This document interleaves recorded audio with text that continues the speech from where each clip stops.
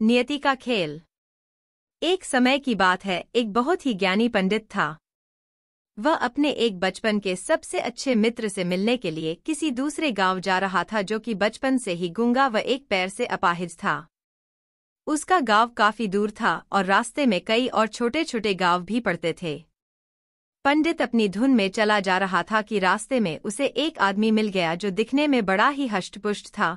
वह भी पंडित के साथ ही चलने लगा। पंडित ने सोचा कि चलो अच्छा ही है, साथ साथ चलने से रास्ता जल्दी कट जाएगा। पंडित ने उस आदमी से उसका नाम पूछा तो उस आदमी ने अपना नाम महाकाल बताया। पंडित को ये नाम बड़ा अजीब लगा, लेकिन उसने नाम के विषय में और कुछ पूछना उचित नहीं समझा।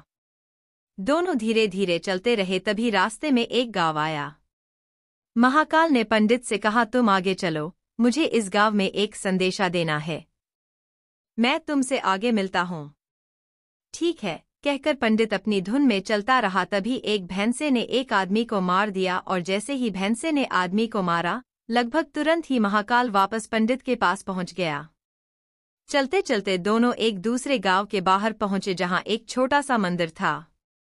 ठहरने की व्यवस्था ठीक लग रही थी और क्योंकि पंडित के मित्र का गांव अभी काफी दूर था, साथ ही रात्रि होने वाली थी, इसलिए पंडित ने कहा, रात्रि होने वाली है, पूरा दिन चले हैं, थकावट भी बहुत हो चुकी है, इसलिए आज की रात हम इसी मंदिर में रुक जाते हैं। भूख भी लगी है तो भोजन भी कर लेते हैं और थोड़ा विश्राम करके सुबह फिर से आगे प्रस्थान करेंगे। महाकाल ने जवाब दिया, ठीक है, लेकिन मुझे इस गांव में किसी को कुछ सामान देना है, इसलिए मैं देकर आता हूँ, तब तक तुम भोजन कर लो, मैं बाद में खा लूंगा। और इतना कहकर महाकाल चला गया। लेकिन उसके जाते ही कुछ देर बाद उस गांव से धुआं उठना शुरू हुआ और धीरे धीरे पूरे गांव में आग लग गई थी। पंडित को आश्चर्य हुआ। पंडित ने मन ही मन सोचा कि जहां भी ये महाकाल जाता है, वहां किसी न किसी तरह की हानि क्यों हो जाती है, जरूर कुछ गड़बड़ है। लेकिन उसने महाकाल से रात्रि में इस बात का कोई जिक्र नहीं किया। सुबह दोनों ने फिर से अपने गंतव्य की ओर चलना शुरू किया।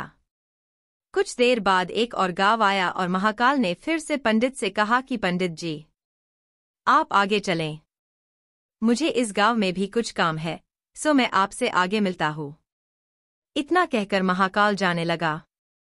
लेकिन इस बार पंडित आगे नहीं बढ़ा, बल्कि खड़े होकर महाकाल को देखता रहा कि वह कहाँ जाता है और करता क्या है। तभी लोगों की आवाजें सुनाई देने लगी कि एक आदमी को सांप ने डस लिया और उस व्यक्ति की मृत्यु हो गई। ठीक उसी समय महाकाल फिर से पंडित के पास पहुंच गया। लेकिन इस बार पंडित को सहन न हुआ। उसने महाकाल से पूछ ही लिया कि तुम जिस गांव में भी जाते हो, वहां कोई न कोई नुकसान हो जाता है, क्या तुम मुझे बता सकते हो कि आखिर ऐसा क्या होता है? महाकाल ने जवाब दिया, पंडित जी, आप मुझे बड़े ज्ञानी मालूम पड़े थे, इसीलिए तो मैं आपके साथ चलने लगा था, क्योंकि ज्ञानियों का साथ हमेशा अच्छा होता है। लेकिन क्या सचमुच आप अभी तक नहीं समझे कि मैं कौन हूँ? पंडित ने कहा, मैं समझ तो चुका हूँ, लेकिन कुछ शंका है, इसलिए यदि आप ही अपना उपयुक्त परिचय दे दें तो मेरे लिए आसानी होगी। महाकाल ने जवाब दिया कि मैं यमदूत हूँ और यमराज की आज्ञा से उन लोगों के प्राणों का हरण करता हूँ जिनकी आयु पूर्ण हो चुकी है। हालांकि पंडित को पहले से ही इसी बात की शंका थी। फिर भी महाकाल के मुंह से ये बात सुनकर पंडित थोड़ा घबरा गया, लेकिन फिर हिम्मत करके पूछा ही लिया कि अगर ऐसी बात है और तुम सचमुच ही यमदूत हो, तो बताओ अगली मृत्यु किसकी है? यमदूत ने जवाब दिया कि अगली मृत्यु तुम्हारे उसी मित्र की है जिसे तुम मिलने जा रहे हो, और उसकी मृत्यु का कारण भी तुम ही होगे। ये बात सुनकर पंडित ठिठक गया और बड़े कशमकश में पड़ गया कि यदि वास्तव में यह महाकाल एक यमदूत हुआ तो उसकी बात सही होगी और उसके कारण मेरे बचपन के सबसे अच्छे मित्र की मृत्यु हो जाएगी। इसलिए बेहतर यही है कि मैं अपने मित्र से मिलने ही न जाऊं, कम से कम मैं तो उसकी मृत्यु का कारण नहीं बनूंगा। तभी महाकाल ने कहा कि तुम जो सोच रहे हो वो मुझे भी पता है, लेकिन तुम्हारे अपने मित्र से मिलने न जाने के विचार से नियति नहीं बदल जाएगी। तुम्हारे मित्र की मृत्यु निश्चित है और वह अगले कुछ ही क्षणों में घटित होने वाली है। महाकाल के मुख से ये बात सुनते ही पंडित को झटका लगा, क्योंकि महाकाल ने उसके मन की बात जान ली थी, जो कि किसी सामान्य व्यक्ति के लिए तो संभव ही नहीं थी। फलस्वरूप पंडित को विश्वास हो गया कि महाकाल सचमुच यमदूत ही है। इसलिए वह अपने मित्र की मृत्यु का कारण न बने, इस हेतु वह तुरंत पीछे मुड़ा और फिर से अपने गांव की तरफ लौटने लगा। परंतु जैसे ही वह मुड़ा, सामने से उसे उसका मित्र उसी की ओर तेजी से आता हुआ दिखाई दिया, जो कि पंडित को देखकर अत्यधिक प्रसन्न लग रहा था। अपने मित्र के आने की गति को देख पंडित को ऐसा लगा जैसे कि उसका मित्र काफी समय से उसके पीछे पीछे ही आ रहा था, लेकिन क्योंकि वह बचपन से ही गूंगा व एक पैर से अपाहिज था, इसलिए न तो पंडित तक पहुंच पा रहा था और न ही पंडित को आवाज देकर रोक पा रहा था। लेकिन जैसे ही वह पंडित के पास पहुंचा, अचानक न जाने क्या हुआ और उसकी मृत्यु हो गई।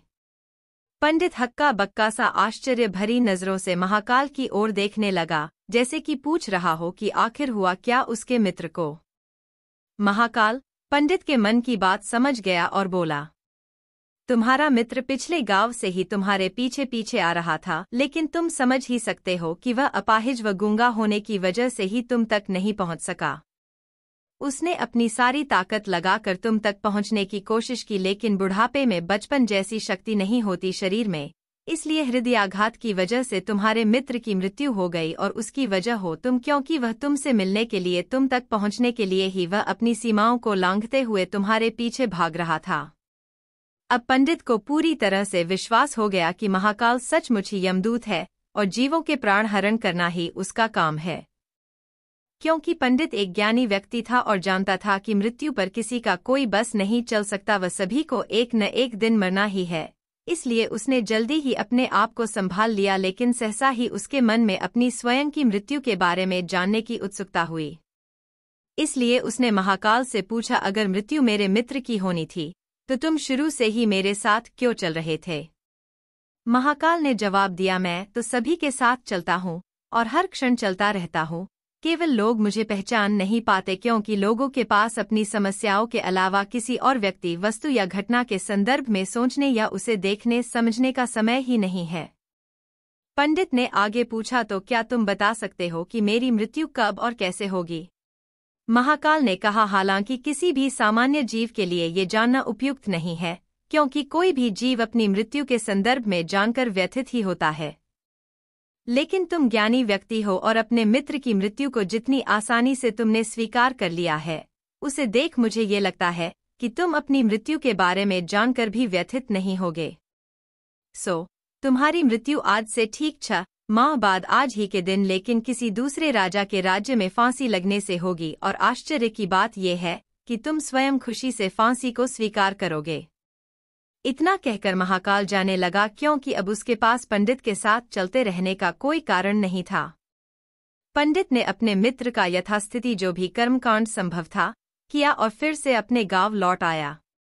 लेकिन कोई व्यक्ति चाहे जितना भी ज्ञानी क्यों न हो, अपनी मृत्यु के संदर्भ में जानने के बाद कुछ तो व्यथित होता ही है और उस मृत्यु से बचने के लिए कुछ न कुछ तो करता ही है। इसलिए पंडित ने भी किया। क्योंकि पंडित एक विद्वान व्यक्ति था, इसलिए उसकी ख्याति उसके राज्य के राजा तक थी। उसने सोचा कि राजा के पास तो कई ज्ञानी मंत्री होते हैं और वे उसकी इस मृत्यु से संबंधित समस्या का भी कोई न कोई समाधान तो निकाल ही देंगे। इसलिए वह पंडित राजा के दरबार में पहुंचा और राजा को सारी बात बताई। राजा ने पंडित की समस्या को अपने मंत्रियों के साथ बांटा और उनसे सलाह मांगी। अंत में सभी की सलाह से ये तय हुआ कि यदि पंडित की बात सही है तो जरूर उसकी मृत्यु 6 महीने बाद होगी, लेकिन मृत्यु तब होगी जबकि वह किसी दूसरे राज्य में जाएगा। यदि वह किसी दूसरे राज्य में जाए ही न तो मृत्यु नहीं होगी। ये सलाह राजा को भी उपयुक्त लगी, इसलिए उसने पंडित के लिए महल में ही रहने हेतु उपयुक्त व्यवस्था करवा दी। अब राजा की आज्ञा के बिना कोई भी व्यक्ति उस पंडित से नहीं मिल सकता था, लेकिन स्वयं पंडित कहीं भी आ जा सकता था ताकि उसे ये न लगे कि वह राजा की कैद में है। हालांकि वह स्वयं ही डर के मारे कहीं आता जाता नहीं था। धीरे धीरे पंडित की मृत्यु का समय नजदीक आने लगा और आखिर वह दिन भी आ गया जब पंडित की मृत्यु होनी थी। तो जिस दिन पंडित की मृत्यु होनी थी उससे पिछली रात पंडित डर के मारे जल्दी ही सो गया, ताकि जल्दी से जल्दी वह रात और अगला दिन बीत जाए और उसकी मृत्यु टल जाए। लेकिन स्वयं पंडित को नींद में चलने की बीमारी थी और इस बीमारी के बारे में वह स्वयं भी नहीं जानता था, इसलिए राजा या किसी और से इस बीमारी का जिक्र करने अथवा किसी चिकित्सक से इस बीमारी का इलाज करवाने का तो प्रश्न ही नहीं था। क्योंकि पंडित अपनी मृत्यु को लेकर बहुत चिंतित था और नींद में चलने की बीमारी का दौरा अक्सर तभी पड़ता है जब ठीक से नींद नहीं आ रही होती। सो उसी रात पंडित रात को नींद में चलने का दौरा पड़ा। वह उठा और राजा के महल से निकलकर अस्तबल में आ गया। क्योंकि वह राजा का खास मेहमान था, इसलिए किसी भी पहरेदार ने उसे न ताए रोका न किसी तरह की पूछताछ की। अस्तबल में पहुंचकर वह सबसे तेज दौड़ने वाले घोड़े पर सवार होकर नींद की बेहोशी में ही राज्य की सीमा से बाहर दूसरे राज्य की सीमा में चला गया। इतना ही नहीं, वह दूसरे राज्य के राजा के महल में पहुंच गया और संयोग हुआ ये कि उस महल में भी किसी पहरेदार ने उसे नहीं रोका न ही कोई पूछताछ की, क्योंकि सभी लोग रात के अंतिम प्रहर की गहरी नींद में थे। वह पंडित सीधे राजा के शयन कक्ष में पहुंच गया। रानी के एक ओर उस राज्य का राजा सो रहा था, दूसरी ओर स्वयं पंडित जाकर लेट गया। सुबह हुई तो राजा ने पंडित को रानी की बगल में सोया हुआ देखा। राजा बहुत क्रोधित हुआ। पंडित का गिरफ्तार कर लिया गया। पंडित को तो खुद ही समझ में ही नहीं आ रहा था कि वह आखिर दूसरे राज्य में और सीधे राजा के ही शयन कक्ष में कैसे पहुंच गया। लेकिन वहां उसकी सुनने वाला कौन था? राजा ने पंडित को राज दरबार में हाजिर करने का हुक्म दिया। कुछ समय बाद राजा का दरबार लगा, जहां राजा ने पंडित को देखा और देखते ही इतना क्रोधित हुआ कि पंडित को फांसी पर चढ़ा दिए जाने का आदेश सुना दिया। फांसी की सजा सुनकर पंडित कांप गया। फिर भी हिम्मत कर उसने राजा से कहा कि महाराज, मैं नहीं जानता कि मैं इस राज्य में कैसे पहुंचा। मैं ये भी नहीं जानता कि मैं आपके शयन कक्ष में कैसे आ गया और आपके राज्य के किसी भी पहरेदार ने मुझे रोका क्यों नहीं, लेकिन मैं इतना जानता हूं कि आज मेरी मृत्यु होनी थी और होने जा रही है। राजा को ये बात थोड़ी अटपटी लगी। उसने पूछा, तुम्हें कैसे पता कि आज तुम्हारी मृत्यु होनी थी? कहना क्या चाहते हो तुम? राजा के सवाल के जवाब में पंडित से पिछले 6 महीनों की पूरी कहानी बता दी और कहा कि महाराज, मेरा क्या, किसी भी सामान्य व्यक्ति का इतना साहस कैसे हो सकता है कि वह राजा की उपस्थिति में राजा के ही कक्ष में रानी के बगल में सो जाए। ये तो सरासर आत्महत्या ही होगी और मैं दूसरे राज्य से इस राज्य में आत्महत्या करने क्यों आऊंगा? राजा को पंडित की बात थोड़ी उपयुक्त लगी, लेकिन राजा ने सोचा कि शायद वह पंडित मृत्यु से बचने के लिए ही महाकाल और अपनी मृत्यु की भविष्यवाणी का बहाना बना रहा है। इसलिए उसने पंडित से कहा कि यदि तुम्हारी बात सत्य है और आज तुम्हारी मृत्यु का दिन है, जैसा कि महाकाल ने तुमसे कहा है, तो तुम्हारी मृत्यु का कारण मैं नहीं बनूंगा, लेकिन यदि तुम झूठ कह रहे हो तो निश्चित ही आज तुम्हारी मृत्यु का दिन है। चूंकि पड़ोसी राज्य का राजा उसका मित्र था, इसलिए उसने तुरंत कुछ सिपाहियों के साथ दूसरे राज्य के राजा के पास पत्र भेजा और पंडित की बात की सत्यता का प्रमाण मांगा। शाम तक भेजे गए सैनिक फिर से लौटे और उन्होंने आकर बताया कि महाराज, पंडित जो कह रहा है वह सच है। दूसरे राज्य के राजा ने पंडित को अपने महल में ही रहने की संपूर्ण व्यवस्था दे रखी थी और पिछले 6 महीने से ये पंडित राजा का मेहमान था। कल रात राजा स्वयं इससे अंतिम बार इसके शयन कक्ष में मिले थे और उसके बाद ये इस राज्य में कैसे पहुंच गया, इसकी जानकारी किसी को नहीं है।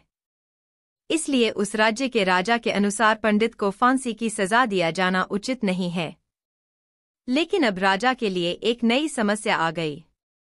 चूंकि उसने बिना पूरी बात जाने ही पंडित को फांसी की सजा सुना दी थी, इसलिए अब यदि पंडित को फांसी न दी जाए तो राजा के कथन का अपमान हो और यदि राजा द्वारा दी गई सजा का मान रखा जाए तो पंडित की बेवजह मृत्यु हो जाए। राजा ने अपनी इस समस्या का जिक्र अपने अन्य मंत्रियों से किया और सभी मंत्रियों ने आपस में चर्चा कर ये सुझाव दिया कि महाराज, आप पंडित को कच्चे सूत के एक धागे से फांसी लगवा दें। इससे आपके वचन का मान भी रहेगा और सूत के धागे से लगी फांसी से पंडित की मृत्यु भी नहीं होगी, जिससे उसके प्राण भी बच जाएंगे। राजा को ये विचार उपयुक्त लगा और उसने ऐसा ही आदेश सुनाया। पंडित के लिए सूत के धागे का फांसी का फंदा बनाया गया और नियमानुसार पंडित को फांसी पर चढ़ाया जाने लगा। सभी खुश थे कि न तो पंडित मरेगा, न राजा का वचन झूठा पड़ेगा।